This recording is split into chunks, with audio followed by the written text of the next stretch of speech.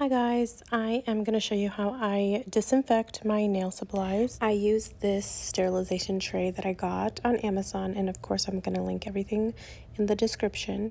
I'm just going to load up this tray with all of my dirty implements, and then I'm going to fill her up with 16 ounces of warm water with 1 ounce of Barbicide.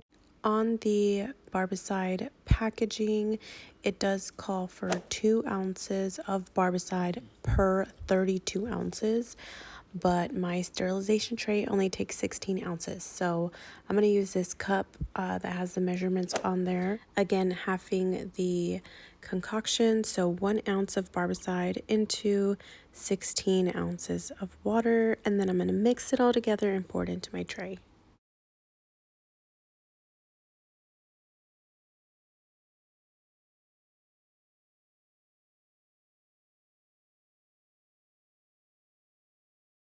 Then I take the cassette and place it into the sterilization tray, and I'm going to let that sit for 10 to 15 minutes. Once that's done, I'm going to rinse off everything with some clean warm water, and I'm going to use a nail brush, a clean one of course, and just kind of scrub everything down to make sure the Barbicide is completely wiped off.